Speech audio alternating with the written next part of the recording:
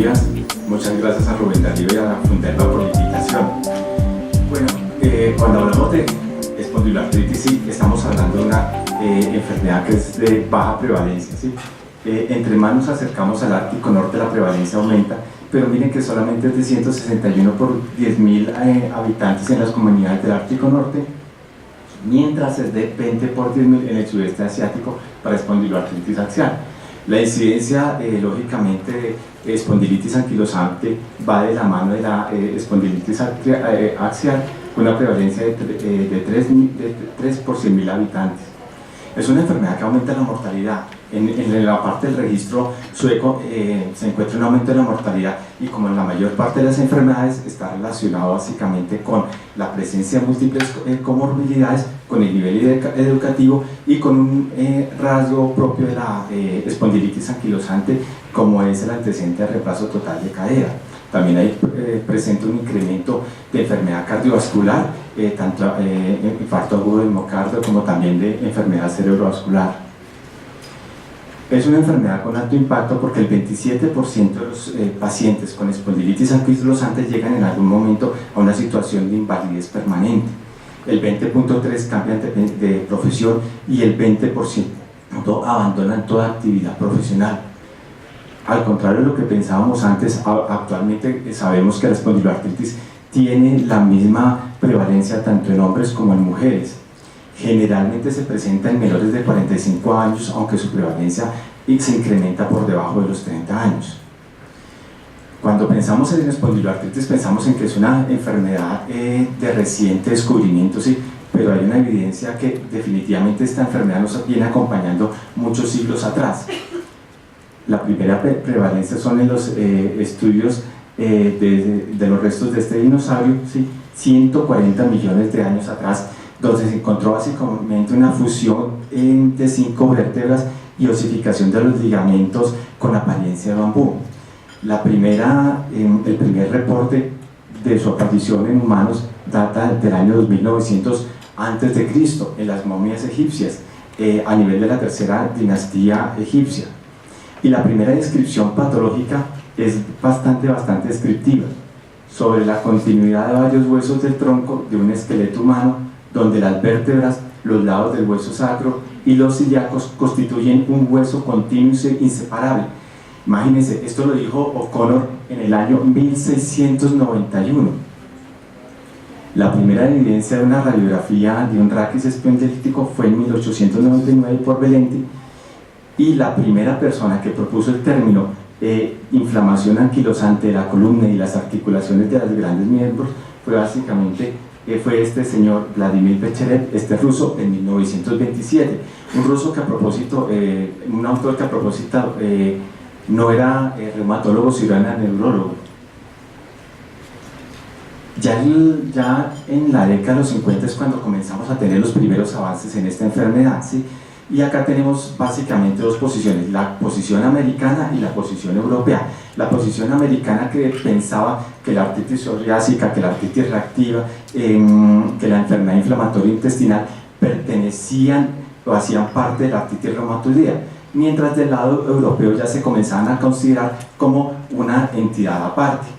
Y en 1951 se publica por primera vez el libro Espondilitis anquilosante, y en este libro es muy interesante porque hacen una descripción clínica, patológica, radiológica y de tratamiento de la espondilitis anquilosante como una entidad completamente aparte de la artritis reumatoidea. Posteriormente viene Rose y Weiler con el descubrimiento del factor reumatoideo, ¿sí? Y nos damos cuenta que todas esas entidades tienen un factor reumatoideo negativo, y desde ahí comenzaron a denominarse como poliartritis seronegativa. Fue en el año de 1960, sí, en la Universidad de Leeds, donde ya se les dio un nombre colectivo a estas entidades, sí, y se eligió el término de espondiloartritis. Pero el verdadero avance de esta enfermedad comienza a comienzos de los años 70, con Molly Wright, con los artículos y el libro publicado por Molly Wright, en los cuales ellos van a definir que tienen estas enfermedades unos rasgos comunes, unos rasgos clínicos, por ejemplo el compromiso articular, el compromiso extraarticular, el compromiso axial, que tienden a tener una agrupación familiar, que tienen un factor reumatoide negativo, ¿sí? y utilizan entonces el concepto de espondiloartropatía. Es importante entender, ¿sí?, que en ese momento, 1970, ellos hacen toda esta descripción que son, pues es lo que nos basamos actualmente, básicamente a punta de clínica, a punta de radiología y con un factor reumatoideo negativo. Ya después, en 1973, con el descubrimiento del HLA-B27 y su asociación con la espondilitis anquilosante, sí, se comienza a encontrar esa relación con las espondiloartropatías. Y durante los siguientes años, a 1973, sí, se encuentra que el HLA-27 no solamente estaba en la espondilitis anquilosante, sino también en la artropatía psoriásica, en la enfermedad inflamatoria intestinal y en la artritis reactiva. Para dar un vistazo a lo que es la definición de la espondiloartritis, sí, la consideramos básicamente como un grupo de enfermedades inflamatorias que comparten características clínicas comunes, características imagenológicas y características genéticas comunes. Tienen un compromiso articular, un compromiso extraarticular, también pueden presentar dactilitis y entesis. La entesis es un importante compromiso de las espondiloartropatías. Recordemos que la entesis, sí, es el sitio o la zona de unión entre la parte del ligamento, tendón o cápsula articular al tejido óseo. Se agrupan básicamente, este grupo de enfermedades, sí, están compuestas por la artritis psoriásica, la artritis axial, la espondiloartropatía enteropática, la artritis reactiva, la espondiloartropatía indiferenciada. Y recordar que la espondiloartritis axial se divide en dos: la espondilitis anquilosante, que es básicamente cuando esta enfermedad tiene un compromiso radiográfico claro, ¿sí? Pero cuando no tiene ese compromiso radiográfico y hacemos el diagnóstico por resonancia, hablamos de espondiloartritis no radiográfica. Los otros componentes de este grupo de enfermedades es la artritis reactiva o artritis postinfecciosa, que además del compromiso articular puede tener un compromiso extraarticular a nivel cutáneo, genital o a nivel ocular. La enfermedad psoriásica con sus diferentes dominios, tiene un dominio cutáneo, tiene un dominio unguial, tiene un compromiso articular, puede presentar dactilitis y ahorita en este momento pues también evidenciamos que puede tener un compromiso gastrointestinal. La enfermedad inflamatoria intestinal, ¿sí?, o la espondiloartritis relacionada con la enfermedad inflamatoria intestinal, con la colitis ulcerativa, ¿sí?, que tiene el compromiso del colon, o la enfermedad de Crohn, en la cual se compromete cualquier parte del tejido digestivo. Y recordar que puede tener un compromiso articular periférico, axial o inclusive también ocular.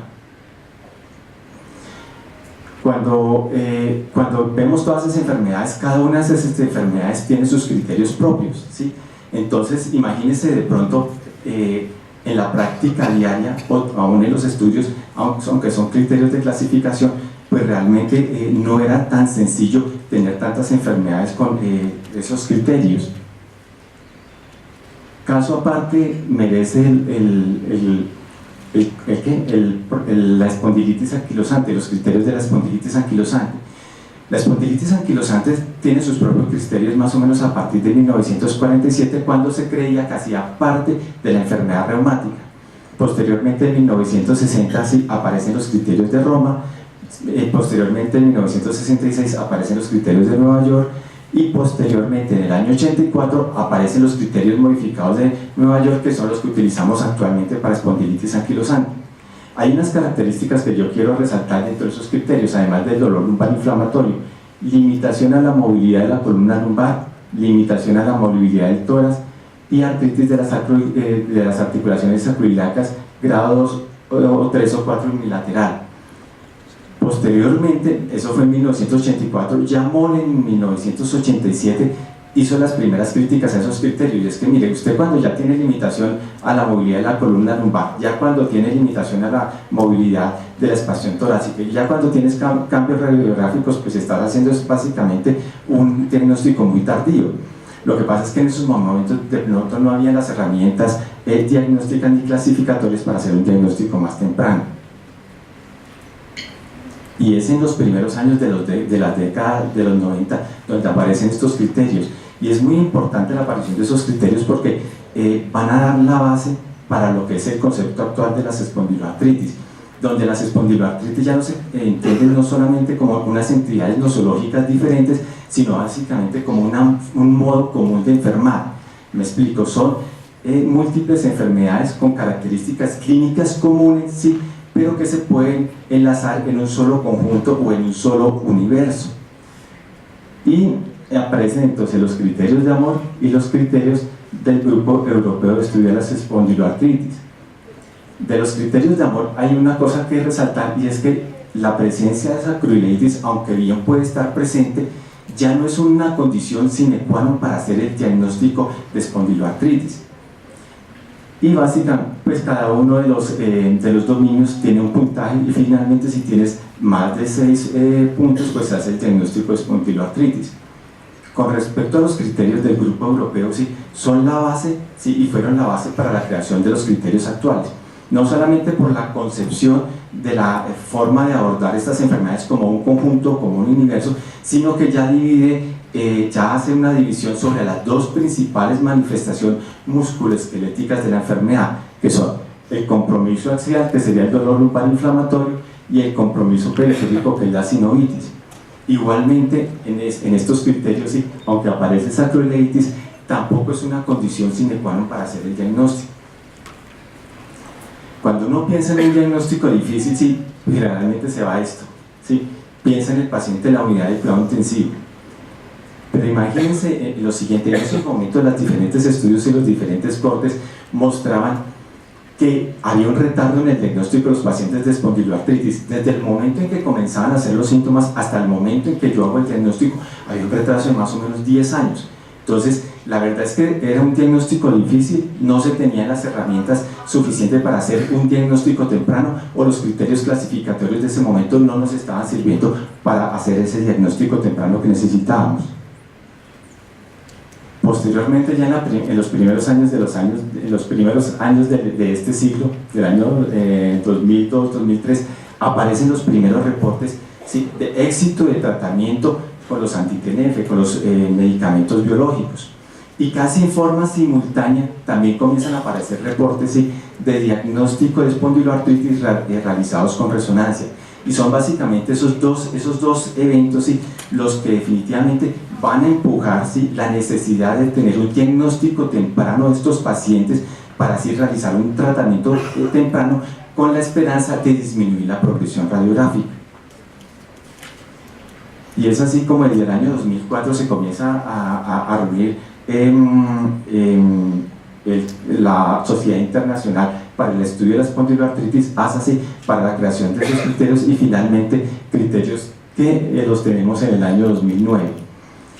Esos criterios del año 2009 tienen la misma filosofía de los criterios del Grupo Europeo de Espondiloartritis, es decir, un modo común de enfermar varias enfermedades con unas manifestaciones similares, pero que finalmente las podemos agrupar en un solo universo, con dos puertas de entrada o con dos puntos de entrada, que son o manifestaciones periféricas o manifestaciones axiales. Con respecto a las manifestaciones axiales, sí, lo que se tiene en cuenta es que el paciente ingresa con dolor lumbar detrás de más de 3 meses de evolución, menor de 45 años, con presencia de sacroileitis. Acá hay dos brazos: o tiene presencia de sacroileitis o tiene una HLA-B27 positivo, y si tiene presencia de sacroileitis se requiere solamente una de las siguientes características de los siguientes 11 dominios para hacer el diagnóstico de espondiloartritis, y si tiene el HLA-B27 requiere 2 de estas características para hacer el diagnóstico de espondiloartritis. Si tiene un compromiso periférico, o el paciente tiene artritis, entesitis o dactilitis, y se requiere una de estas siguientes características más una de estas para hacer el diagnóstico de una espondiloartritis periférica. Y si tiene 2 o más criterios de estos, ¿sí?, con uno de estos se hace una clasificación de una espondiloartritis periférica. Vamos a mirar algunos detalles que son importantes en esta clasificación. Primero, el punto de entrada es dolor lumbar, no dolor lumbar inflamatorio, dolor lumbar en general, dolor lumbar de más de 3 meses de evolución de menos de 45 años. Y entramos entonces en los dos brazos: o tiene una sacroileitis por imagen o tiene una HLA-B27 positivo. Haciendo un recorderis del HLA-B27 positivo, Tiene más o menos 116 subtipos. Afortunadamente para su estudio, la mayor parte de ellos no tienen relevancia clínica, hay unos que de pronto se relacionan más con un compromiso axial periférico o VA. Recordar que el HLA-27 también es mucho más frecuente en las regiones árticas y subárticas, más o menos el 50% de la población, y en la medida que aumenta la prevalencia del HLA-27, aumenta la prevalencia de la espondilitis anquilosante, y en eso los japoneses sí los tienen muy claro, y es que la prevalencia del HLA-27 en Japón es menos del 1%, y la prevalencia entonces de la espondilitis anquilosante es bastante baja. Recordar que no solamente el HLA-27 se relaciona con espondilitis anquilosante, ¿sí?, donde es más del 70-80%, sino también, por ejemplo, en la espondiloartropatía, en la espondiloartritis no axial también se presenta en más del 70%, en la espondiloartritis juvenil también es más del 70%, y en las demás espondiloartritis, por ejemplo, en la reactiva, en la enteropática o la psoriásica, es generalmente el 40%. Con respecto al otro brazo, que es el compromiso radiográfico, nosotros podemos tener dos tipos de compromiso radiográfico. O uno es la radiografía simple, o el otro el compromiso por resonancia. Siempre hay que pedir primero la radiografía simple. Y en las radiografías simple nosotros la dividimos en 4 grados. El grado 0, que es una articulación sacroiliaca completamente normal. El grado 1, que es aquella sacroiliaca que es sugestiva de sacroileitis, la verdad que no es fácil de diagnosticar. El grado 2 es aquella que tiene esclerosis, puede tener erosiones, pero tiene respetado el espacio articular. El grado 3 es aquella en la cual hay algún grado de esclerosis, puede haber algunas erosiones, ¿sí?, puede haber algunas zonas de anquilosis, pero hay cambios del espacio articular, o está estrecho o está ampliado. Acá ya el diagnóstico radiográfico es más simple. Y el grado 4, que es muy sencillo porque ahí no vemos articulación sacroiliaca porque está completamente anquilosada. Ahora, si encontramos una radiografía, hay una cosa importante, pues es diagnóstica sí cuando tenemos grado 2 bilateral, o cuando tenemos grado 3 unilateral o grado 4 unilateral. Ahora, la resonancia, cuando tenemos una radiografía de sacroiliacas normales, la resonancia es la siguiente herramienta terapéutica, y acá vamos a tener pues 2 secuencias, la secuencia STIR, supresión gracia, y la secuencia T1. La que nos sirve para el diagnóstico es la secuencia STIR. Ahí lo que vamos a encontrar es una zona de hiperintensidad a nivel del hueso subcondral, ¿sí?, y que va a reflejar un edema de médula ósea, ¿sí?, que generalmente se presenta o se debe presentar si es una sola lesión en 2 o 3 más cortes, pero si se encuentra solamente una lesión, si se encuentra en un solo corte, deben haber 2 o más lesiones que sean claras. O sea, no vale que sea una lesión muy pequeña, no, la lesión tiene que ser muy clara en la parte de la resonancia. ¿Y por qué nos facilitaron tanto el diagnóstico? Miren, hacer el diagnóstico de espondiloartritis axial con estos criterios diagnósticos se vuelve muy fácil. Les explico. Tenemos el paciente con dolor lumbar crónico, ¿sí?, tenemos que tiene sacroileitis por imagen y necesita uno de los 11 criterios, es decir, que si tiene dolor lumbar crónico, tiene sacroileitis y tiene una PCR elevada, puedo hacer el diagnóstico de una espondiloartritis. Si es el caso del HLA-27, donde necesito 2 características, tampoco es tan complicado. El paciente tiene un HLA-27 positivo, tiene un dolor lumbar inflamatorio, tiene una PCR elevada, se hace el diagnóstico. Tiene un dolor lumbar inflamatorio, tiene una historia familiar, se hace el diagnóstico, ¿sí? Tiene presencia de entesitis, ¿sí?, y tiene antecedentes de psoriasis, se hace el diagnóstico con presencia de un HLA-27 positivo. Entonces el diagnóstico se vuelve mucho más sencillo. Recordar una cosa con respecto al dolor lumbar. El dolor lumbar crónico es una causa muy frecuente de consulta, más o menos el 20% de las personas pueden sufrir de un dolor lumbar crónico. De los pacientes con espondiloartritis, el 70-80% tienen dolor lumbar inflamatorio. Ahora volteemos la arepa. Los pacientes con dolor lumbar, de esos pacientes con dolor lumbar crónico, el 5%, solamente el 5% son espondiloartritis. Pero si los pacientes presentan dolor lumbar inflamatorio, es el 14%, y sin dolor lumbar inflamatorio baja al 2%. Ahora, como criterio, dentro de los dominios que veíamos anteriormente, ¿cómo se considera dolor lumbar inflamatorio? Básicamente para la clasificación es que cumpla 4 de estos 5 requisitos, es decir, que sea menor de 40 años, que sea inicio insidioso, que mejore con el ejercicio, que no mejore con el reposo y que tenga dolor en la noche, con mejoría al levantarse. Recordemos que esto, dolor lumbar inflamatorio, no es lo mismo que la puerta de entrada, que hace parte de los 11 dominios de las características que tienen que estar asociadas con la imágenes o con el HLA-27 positivo. Ahora, con respecto a artritis, que es otro de los dominios, recordar que las artritis, en las espondiloartritis generalmente son artritis no erosiva, ¿sí?, que son de predominio en miembros inferiores, que generalmente son oligoartritis, aunque puede ser monoartritis o poliartritis, que generalmente pueden coger rodillas y tobillos, pero que son poco frecuentes en las manos, a excepción que el paciente tenga una artritis psoriásica o una enfermedad inflamatoria intestinal. Ahora, como criterio, como dominio positivo, es básicamente pasado o presente de artritis que haya sido evidenciada por un médico. La entesitis, como habíamos visto, es una manifestación muy importante, es una manifestación principal de las espondiloartritis, ¿sí? Y uno tiene entesis básicamente en todo el organismo. Hay unas entesis que son axiales y otras entesis que son periféricas, pero definitivamente las que quedan más fácil para examinar tanto clínica como imagenológicamente son la entesis atiliana y la entesis de la fascia plantar. Como criterio, como dominio positivo, ¿cómo se considera entonces la entesitis? Básicamente presencia de dolor pasado o presente, o dolor o sensibilidad a la palpación de la entesis atiliana o de la fascia plantar en el punto de inserción del calcáneo. La dactilitis, básicamente el dedo de salchicha, ¿sí?, es una condición en la cual se presenta por la presencia de tenosynovitis de los flexores del dedo junto con edema de las partes blandas, ¿sí? Recordar que las dactilitis pueden ser agudas o crónicas, ¿sí? La dactilitis aguda generalmente es muy sintomática, la crónica no. Por eso es muy importante cuando vengan los pacientes, toca quitarle los zapatos y quitarle las medias, o si no puede haber dactilitis crónicas que son asintomáticas y no las vamos a diagnosticar. Si bien es una característica que es muy específica de la espondiloartritis, no es exclusiva de ellas.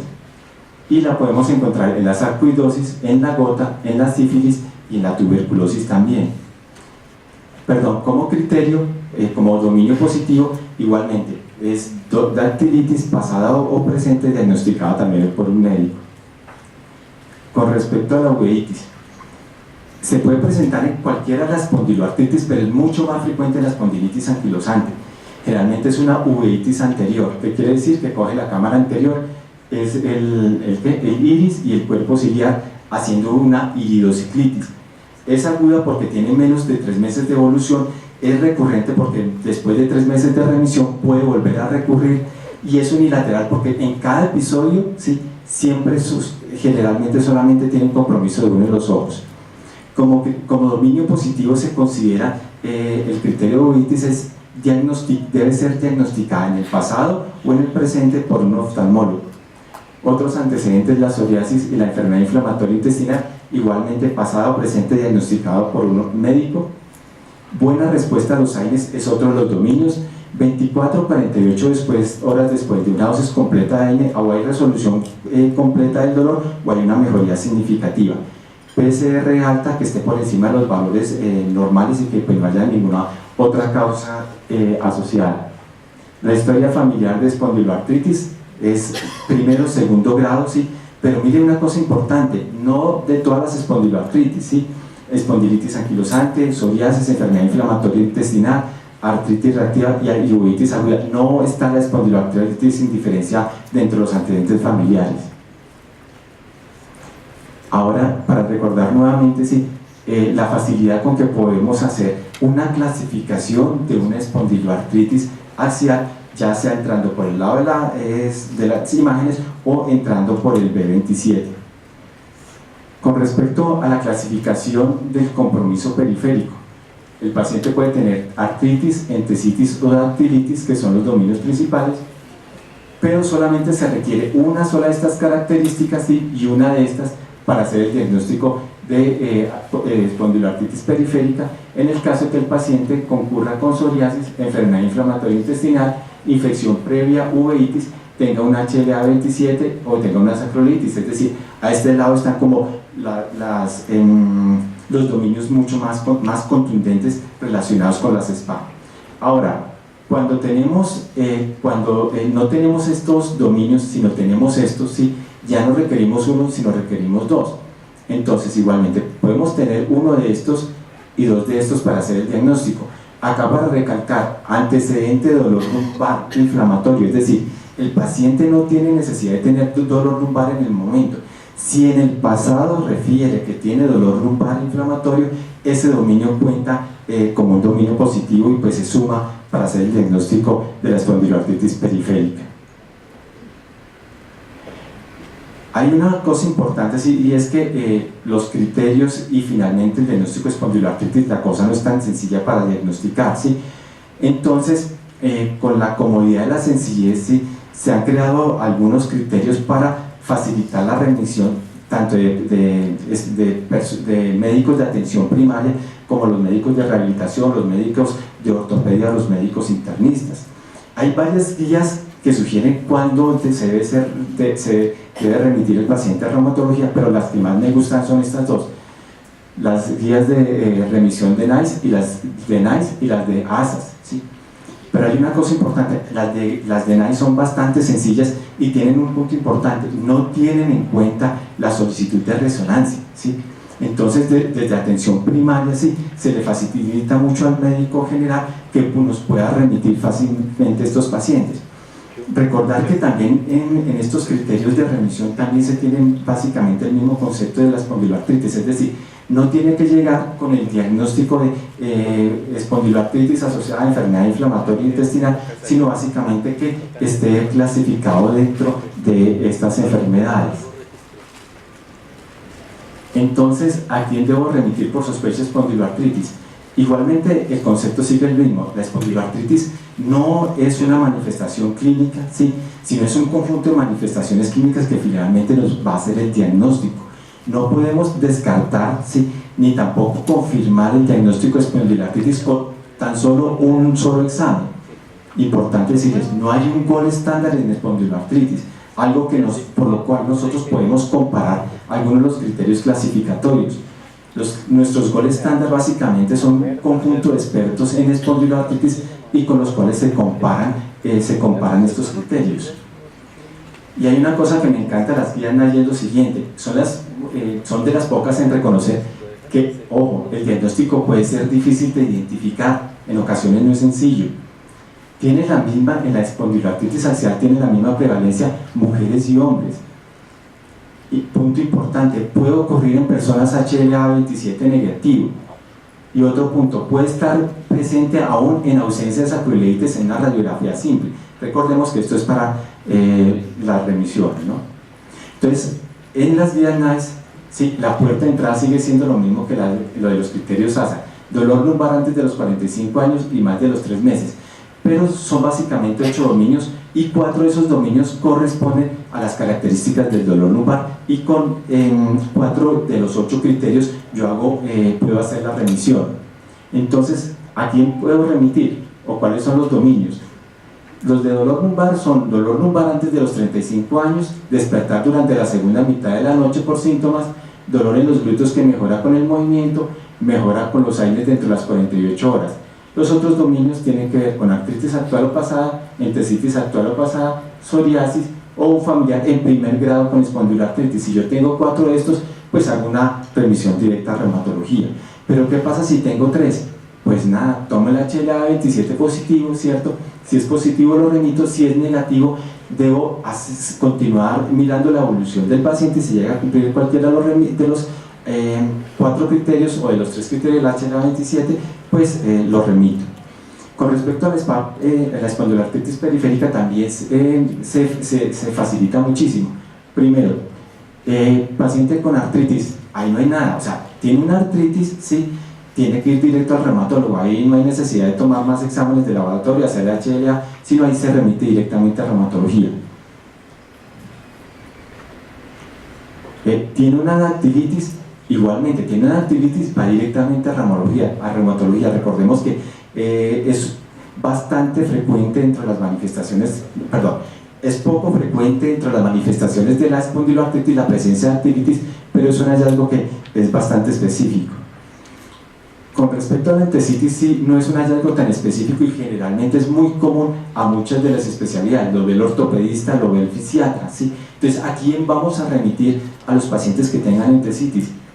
Primero, a la entesitis que sea persistente, a la entesitis que comprometa múltiples sitios y que tenga una de las siguientes características. Una, que tenga un dolor de espalda, ni siquiera inflamatorio, sino que no tenga una causa mecánica aparente, que tenga una uveitis actual o pasada, psoriasis, infección gastrointestinal o genitourinaria, enfermedad inflamatoria intestinal. Básicamente, el dolor, algunas características que nos sugieran una enfermedad, una espondiloartritis, y familiar de primer grado de espondiloartritis o de psoriasis.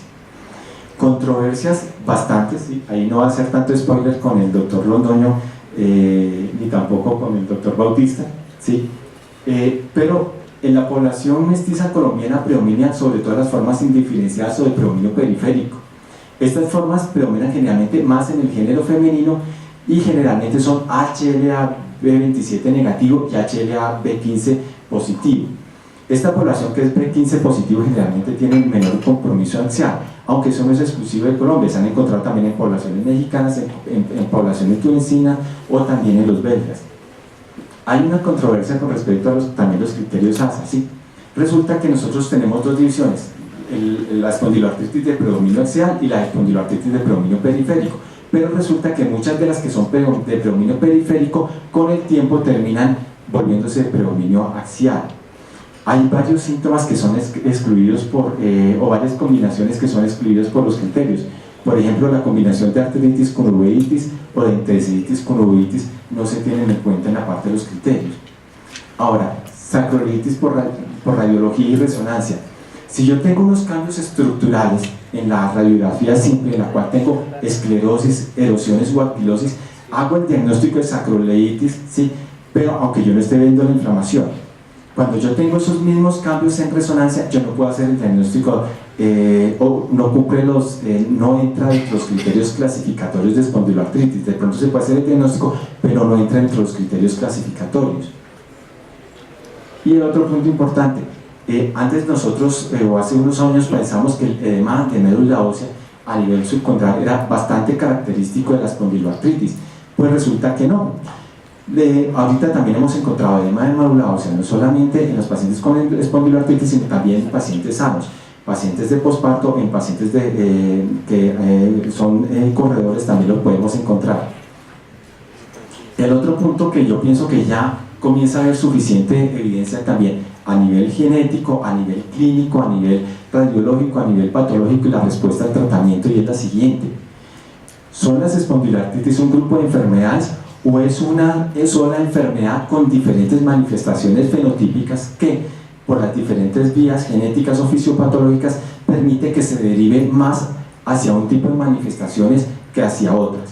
Yo pienso que ahorita el concepto actual de espondiloartritis o puede seguir o con esta nueva visión de pronto nos puede cambiar.